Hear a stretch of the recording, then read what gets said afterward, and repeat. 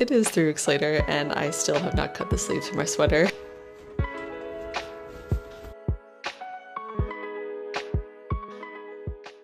Hey guys, welcome to CalicoRadio Knits. I'm Taryn, and in today's video we are going to be using a knitting technique that many knitters, including myself, find pretty intimidating, pretty scary, and it is called steeking. And it's basically when you cut your knits. Scalpel, please. And that might sound kind of like a nightmare. When I first heard about it, I thought I would never attempt this because why tempt fate, essentially? In the past, I kind of thought of steeking as a little bit like Icarus, you know, just like flying too high. Why cut your knits, you know? Like, it just seems like a nightmare. It really seems like a nightmare to me. Steeking is when you either cut down the center of your sweater to create a cardigan or cut your sleeves. And I also have seen people cutting necklines. And the reason you usually use this technique is if you're working a Fair Isle sweater or a colorwork sweater.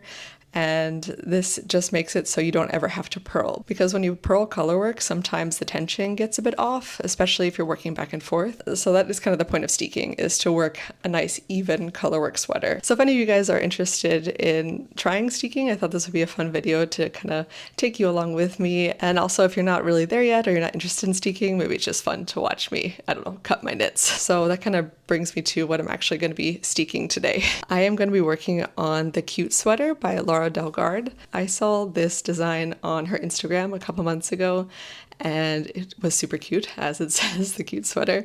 I saw a couple of the test knitter pieces and just was really excited for the pattern to come out. And then when it did, I realized that there was kind of a lot going on. There was steeking. It's also a bulkier weight sweater, which I'm not used to knitting. And because it's colorwork, I need a lot of different colors to make the sweater. And I just kind of thought I might as well order the kit. It's nice that she kind of puts everything together for you. And also because I'm not very familiar with steeking, I was worried about buying a yarn that wouldn't work well for it.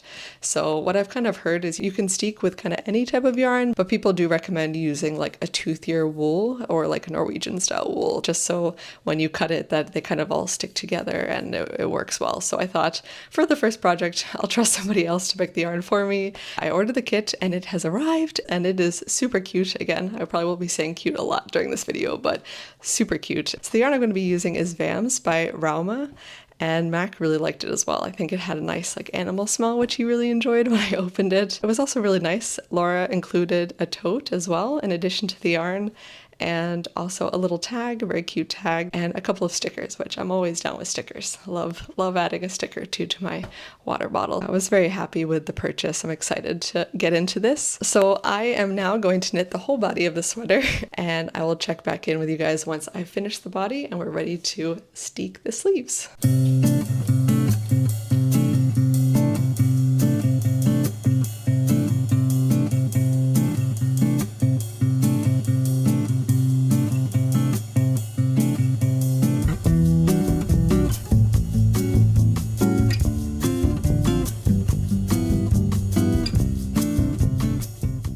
So I have finished the body of the sweater, as you can see here.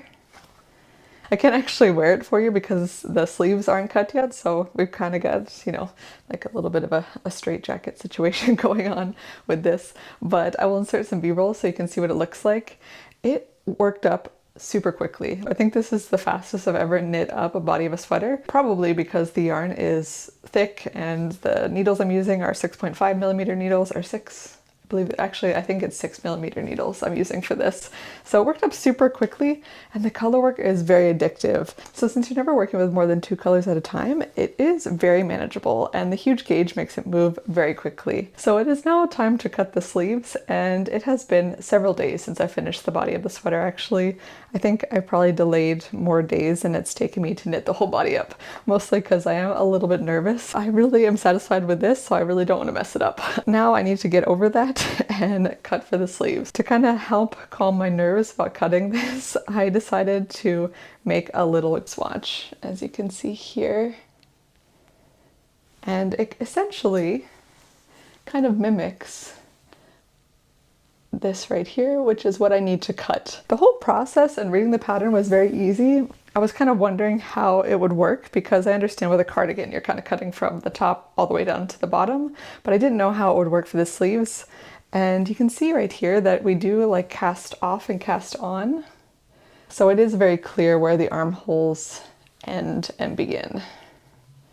Yeah, you can see here. A big reason why I picked this project to work up is because the designer made everything very beginner friendly. She has nicely made a couple of video tutorials about how she recommends steeking this, and we can go about it two ways, but she recommends the crochet option, which is the one I prefer because I don't have a sewing machine. I've watched tutorials for both, and it does seem like the crochet method looks the easiest, but it's also harder for me to fathom how that works. Like, if I use a sewing machine, I can see how all the pieces are secured and all the like little threads are secured. But when I watch the crochet tutorials, it just seems like absolute magic. So let's see how this works. I'm excited to kind of pull the curtain back on this method and try it for myself. I'm definitely going to start with this little swatch first, just lower stakes if I mess it up. So basically, what Laura said to do is, this is going to be the steek stitch that we cut. We're going to cut the legs, like the inside legs, which you can see right there.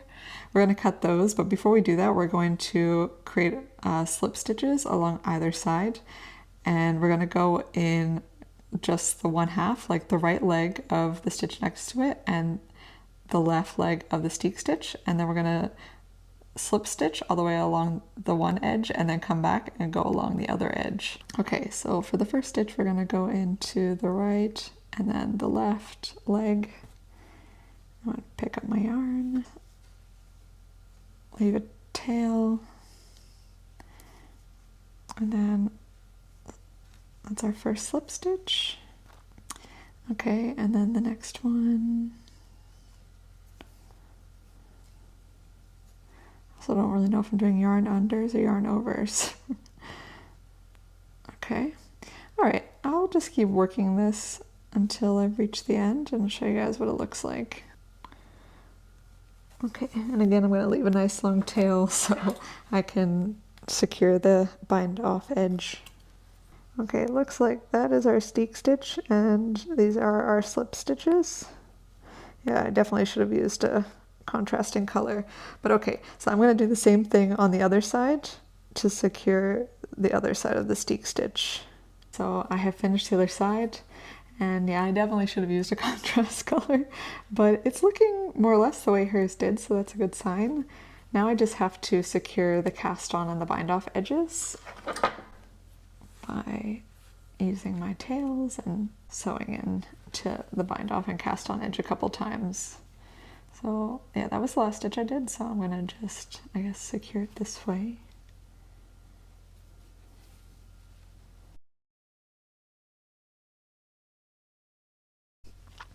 Okay, the ends are secured and we're now ready to cut.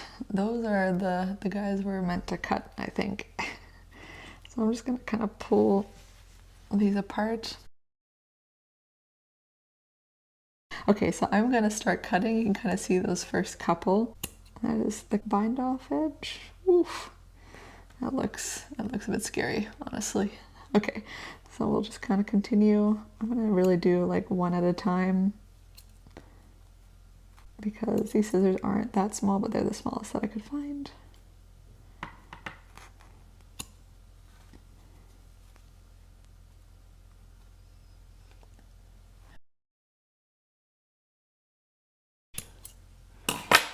It seems pretty good. I don't know what's happening here. Maybe that's the float. I guess that's the float, but I don't know why none of the other ones did that. Okay, I guess that's it. Success, I guess. I am gonna kind of pull and prod at these for a little while just to make sure I did it correctly. And it is getting a bit dark, so I think I'm going to hold off doing the sleeves maybe for one more day. Definitely lesson learned to use a contrast color for the crochet edge. I think having a contrast color would make it way easier to see where to cut. So, okay, I will see you guys maybe tomorrow and we will cut those sleeves. Hey guys, it is 3 weeks later and I still have not cut the sleeves for my sweater. After we cut the swatch, I ended up kind of psyching myself out and not being really sure if I had done it correctly. I pulled and prodded on this swatch a lot. I'm sure it's fine, but I don't know. You can kind of see here that there were some bits hanging out that looked a bit messy / would unravel eventually with time. And I don't know, I just kind of freaked myself out a little bit, and I thought, oh, I'll just sit on this swatch a couple of days and then I'll do it. And then a couple of days turned into weeks. I got the flu at some point, and now it's 3 weeks later and I am back at it. I am feeling much more confident. I watched a couple more video tutorials. I think Laura's was great, but I just needed to kind of over prepare before cutting. This is probably the most intimidating technique I've ever tried, mostly because it's irreversible. I think with all kinds of other techniques, you can more or less just unravel and start again. The tutorial that I watched, though, that kind of gave me the motivation and the confidence to cut the sleeves today was a video by Suzanne Bryan. Suzanne Bryan is kind of like the matriarch of knitting tutorials on YouTube. There's no school like the old school, and I'm the headmaster. That's why you come to me. I've probably learned more tips and tricks and hacks and all kinds of stuff for knitting from her than almost anyone else. If you ever want like a deep dive into something specific with knitting, I'm almost positive that she'll have a video for you. She gave some really nice tips and tricks for doing this technique that I wanted to share with you guys. So a nice thing she recommended was slip stitching along the edge before you start working upward along the steek stitches, if that makes sense. She also said you can use any weight yarn. It doesn't necessarily need to be the same weight as the project you're working, which was really nice to know. So I did use a thinner yarn, and I think that made it way easier to see the steek stitches I needed to cut. So I think I'm feeling much more confident about this project after doing the second swatch using her tutorial. I'll include all of the video tutorials that I watched in this video's description box below in case you're interested in checking them out, but all of them are great. But if you need a little bit more confidence, a little bit more thoroughness, I recommend Suzanne Bryan. She's great. So I think after all of that, I'm now finally ready to cut these sleeves. So you can see here, very much like the swatch that we worked before, we have 3 steek stitches essentially, and this is the hole for the underarm. So all of these are steek stitches, but we're going to actually cut in between this center one right here. And then eventually we'll fold these over and pick up stitches and then knit our sleeves. So I am going to be using another wool yarn. It is a bit thinner. It's just a 2-ply, like a fingering weight. I believe it's 100% Blue Face Leicester, but also a bit of a toothier yarn. Not too toothy, but I figured it should work fine for this. And a smaller crochet hook. So that was something that Suzanne mentioned in her tutorial, that you can really use any weight yarn, any size hook. It doesn't need to be the same as your project, which I like the idea of, because then I think it will create a slightly less bulky edge when I cut the steek stitch. So to begin, I am going to work a couple of slip stitches along this edge here before working up along the edge of the steek stitch. And I think it will help kind of secure the edges a bit more, which I like the idea of, because that was kind of what I was hesitant about with the swatch we worked earlier. So to begin, I'm going to create a slip stitch, and then I am going to chain just a couple, 1, 2,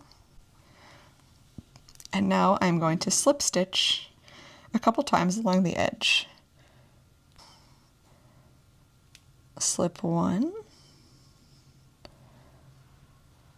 slip 2, slip 3, and then, yeah, I'll slip this one as well, why not? And now I'm ready to work the slip stitch row up along this steek stitch. So to do that, just like the swatch, I'm going to pick up one leg of the blue stitch, and then I'm going to pick up the other leg of this white stitch here.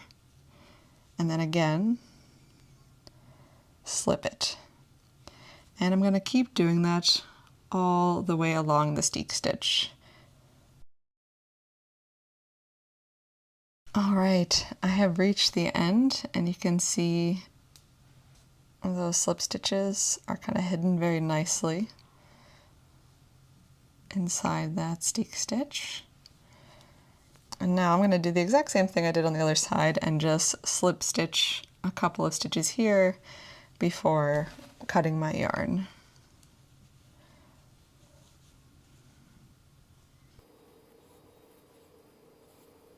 Okay, so I've now finished that other side. I just kind of chained 2 and cut my yarn there.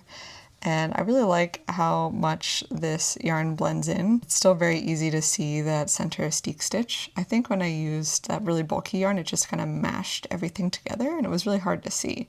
But you can see it's in there, but it's going to be very easy to pick up the opposite leg when I work the other crochet edge. So I'll do that now and catch up with you guys once I've finished.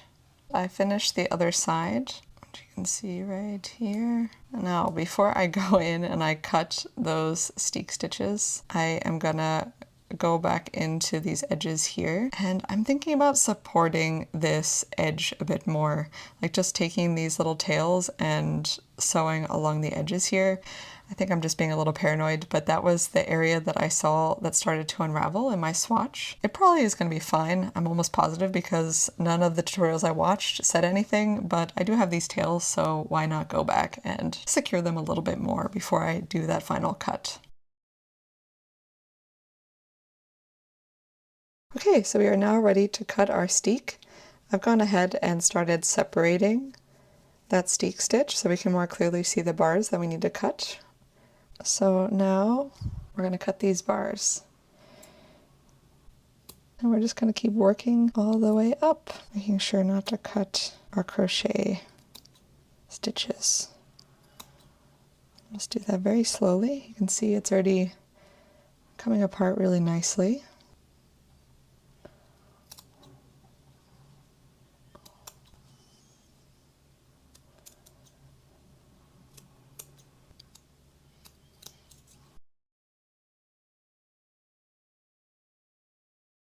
Okay, so that looks great. Both sides look really good.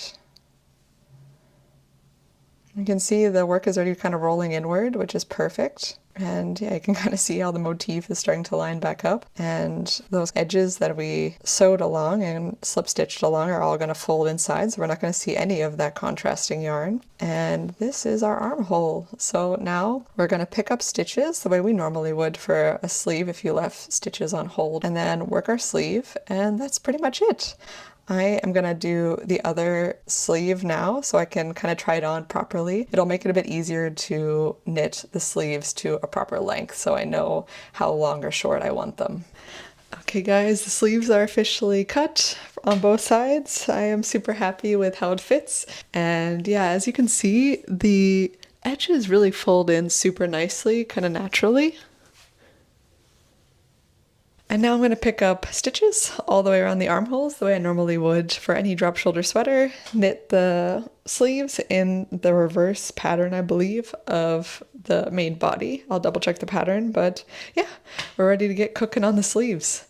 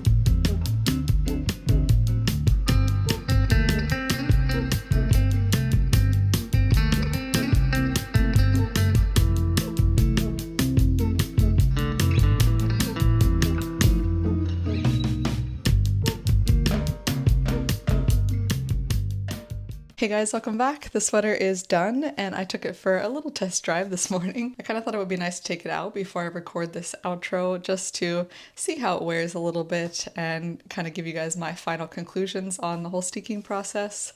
So I can say it is definitely a very warm sweater. It was 37 degrees Fahrenheit or 3 degrees Celsius this morning, and I wore just this with a beanie and I was absolutely fine. So I'm really excited to have something like this in my wardrobe in general, steeking or not, because I think it will be nice to take out in the early spring and also the fall days where I don't quite want a jacket, but I still need kind of a heavier layer. I have one or two very minor things that I don't dislike, but I think I will kind of make a note of if I steek in the future. So the first thing is, with this being bulkier weight, the steek stitches that fold inward are necessarily also bulkier. It definitely has a little bit of beefiness around the sleeves, but really not too much. Like, it doesn't bother me at all. I think if this was a little bit more oversized, it would sit lower on my arms, and then I wouldn't have this kind of beefier bit here, like it would sit further down so I wouldn't notice it as much, but it really doesn't bother me at all. And the other thing I noticed was when I picked up stitches, you can kind of see the stitches a little bit. I don't think this really has to do with the steeking process. I think it's just what happens when you knit with a bulkier weight yarn, which I've never done before. So I definitely am not bothered by it at all, but just two tiny little things that I noticed that I thought I would make mention of. Steeking wise though, I am super happy with the result. It was very easy to pick up stitches and knit the sleeves, and I'm really happy I went with Laura Dalgaard's pattern as a first project for the steeking process because I really felt like she held my hand the whole way through. It was also nice that it was a bulkier weight yarn. It made it a bit easier and quicker to work up, and it was also easier to see the steek stitches, and her videos were incredibly helpful. It definitely was a very good beginner-friendly steek project, I guess. As far as if I would steek again, I definitely would, but I think I would only do it if the pattern really calls for it. But I wouldn't use steeking as a way to avoid purling because I'm really fine with that. I am fine to work a standard cardigan flat. If it is a colorwork cardigan, then yes, I would steek. I'm really happy that I learned this technique, but I'm not super excited to steek again, I guess. Like, I'm not itching to cut more knits, but I'm really happy I learned how to do it. Super happy with the finished product. I'm super happy to have another knitting technique under my belt. Also, with this kit, had a lot of yarn left over. Like, I was very surprised to have so much yarn left. So I think with all this extra yarn, I am going to try and make MAC a version of this. It's going to look different because I don't have any of the darker colors, like I don't have the blue, but I think it would be nice in the next week or two to try making MAC a matching one like I did with my turtleneck sweater a couple weeks ago. So yeah, if you guys are interested in seeing that, let me know. I know I just did a video like that, but it is really fun to make MAC matching versions of these sweaters with the scraps. If you guys have steeked before or are interested in steeking, let me know what patterns you've done or are interested in doing. I definitely am open to steeking in the future, and I would love to hear recommendations or hear how the steeking process went for you. Thanks so much for coming along, guys, and I will see you in the next video. Bye.